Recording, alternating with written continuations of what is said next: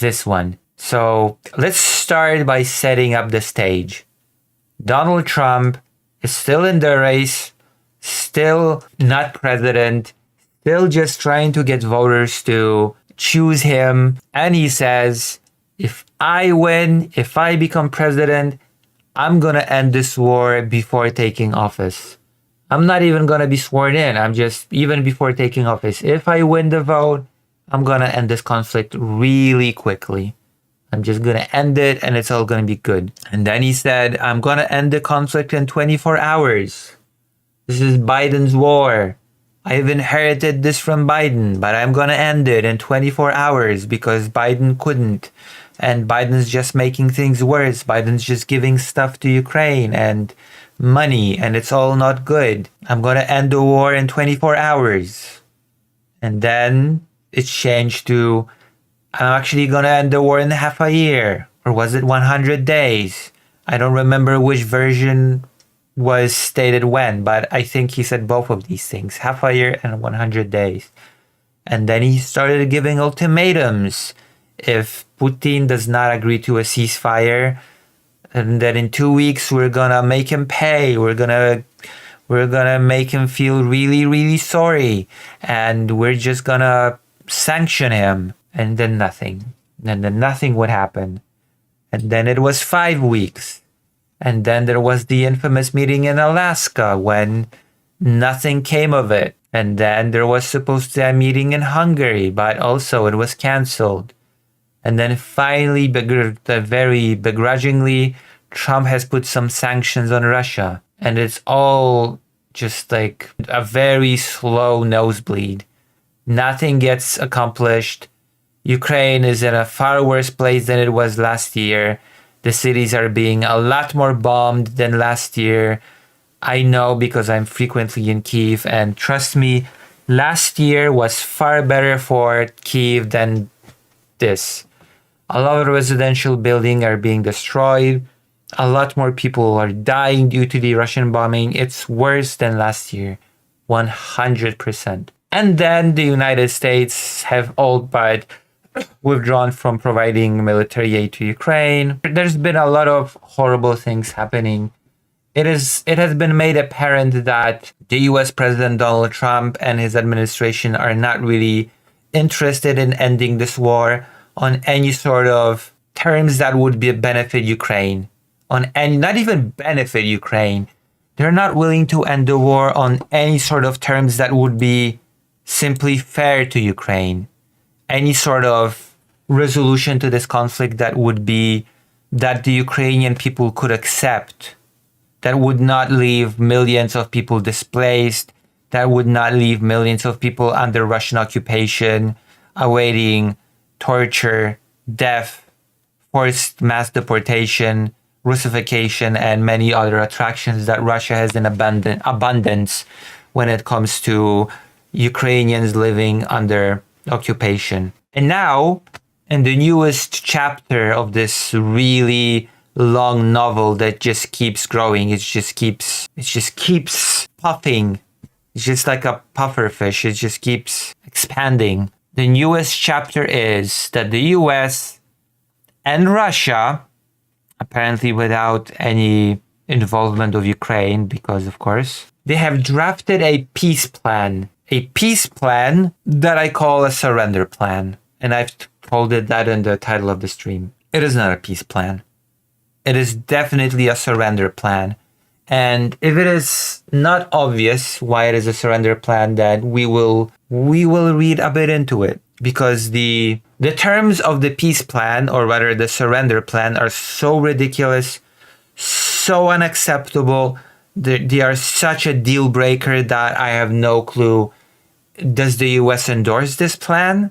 Is this really the plan that the US wants to pressure Ukraine on? And I'm not even... Let's see some of the contents of the article. I don't really need to read the article necessarily. Turkey also wants to start the negotiations again, but I'm not going to be talking about Turkey right now. Let's talk about the terms.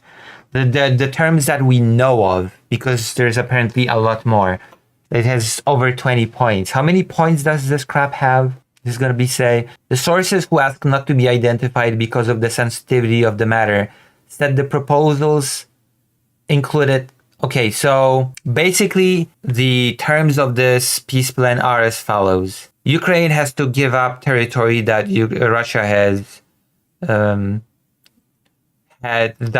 has gained during this war, as Ukraine has to forget about those territories. They are now Russia. So again, millions of people under occupation. Crimea is now Russia, and the US and Europe have to officially recognize it. That's actually part of the peace plan. I'm not kidding. That's that apparently. The Ukrainian army has to be cut in half. Yes, it has to be reduced in half, just slashed in half. So it is basically the huge demand that Russia has been having, the demilitarization of Ukraine, which apparently now the United States have drafted such a proposal together with Russia, slashing the Ukrainian military in half. Ukraine not being able to use certain types of weapons, long-range weapons, for example, that's one of those demands. Russian becoming a national language alongside Ukrainian, and the Russian Orthodox Church becoming the Church of Ukraine or something like that. It's being elevated in Ukraine, the Russian Orthodox Church. Those are some of the demands that are being put forward in this peace agreement that I call a surrender agreement. Those are non-starter demands. Like they're not really peace treaty points. These are demands on Ukraine. What is Russia doing in return? It's okay. Ukraine has to give everything, and Russia in return will just stop attacking, I guess. The war will end. Who cares that millions of people will keep suffering by the hands of the Russian state? Who cares about that?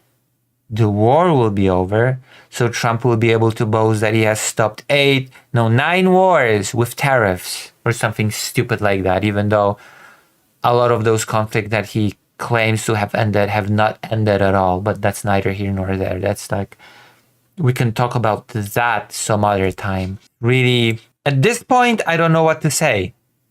The US is, if the US endorses this plan, then at that point, the US would just be pushing openly for Ukraine to surrender in this war. So such a plan would represent a major setback for Kyiv as it faces further Russian territorial gains in eastern Ukraine. And there's the whole corruption scandal that is rocking Ukraine right now.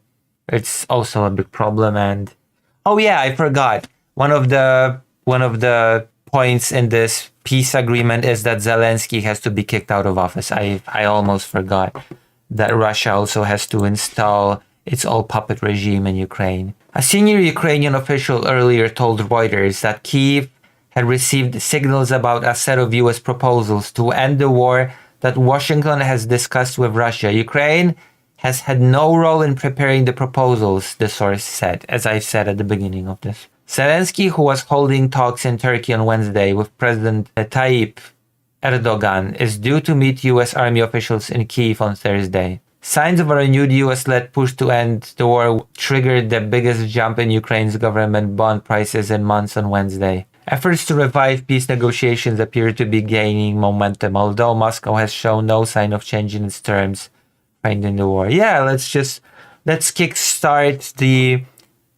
restart the peace talks, with a bunch of non-starter demands, with a bunch of completely nonsensical, unreasonable demands of Ukraine. Yeah, give up your territory. Just gut your military. Don't use certain types of weapons. All that Russia will be able to very conveniently and very easily invade you in the future. Just forget about your security. It's all for the sake of ending the war in this immediate moment, isn't it? Oh yeah, NATO, of course. NATO is probably one of the demands. Russian President Vladimir Putin has long demanded Kyiv renounce plans to join the US-led NATO military alliance and withdraw its troops from 4 provinces Moscow claims as part of Russia, even from the parts that no Russian soldiers have set foot yet on, that Russia has never occupied. Russia is demanding that the soldiers remove themselves from there. Also, Russia is basically demanding that the Ukrainian forces remove themselves from the most fortified regions in Ukraine, so that, again, Russia would have a much more easier time to invade in the future and succeed where it has failed now. Moscow has given no indication that it has dropped any of those demands. No, it has not. From what this peace plan seems to be indicating, actually, all of the maximalist demands are being treated seriously, including the one about demilitarizing Ukraine, which just feels the most outrageous to me. No state should be able to just dictate a different state, especially when invading it. Hey, your military should be this or that size. It's as if Poland in World War II was being told after the war, hey, Poland, now you have to demilitarize, even if you were aggressed upon, even if a lot of people have been killed by the aggressor. You have to demilitarize. You have to play it nice. Otherwise, things might not end well. This is so horrible. Expecting that Ukraine will demilitarize. I feel like they'll just ignore this. Just ignore this completely. These are just non-starter demands. And I don't even know if the people that have crafted this whole proposal realize it or not. This is the most ridiculous thing ever. And I feel like the photograph here really fits the situation. It really demonstrates the situation. A picture is worth 1,000 words. And I think we can both agree that this little photo speaks volumes. No face-to-face talks have been taken place between Kyiv and Moscow since a meeting in Istanbul in July, and Russian forces have pressed on with Moscow's nearly 4-year-old war in Ukraine, killing 25 people and strikes overnight. Yeah, there's been a very big airstrike on Ukraine last night. Okay, so I feel that this is it. I feel like this is basically, this will lead to nowhere. I don't think for a second that Ukraine will agree to such demands. And I feel like this is just a pretext for the US to be able to say, see, we devised a peace plan. We devised a rock solid peace plan. If Ukraine doesn't want to accept it, then it's out of our hands. There's not much we can do if Ukraine's not going to accept our peace plan. Godspeed, Ukraine. Well done. We'll see how you do against Russia. I feel that this is exactly what is going to happen. And Russia was just looking for an excuse to do that.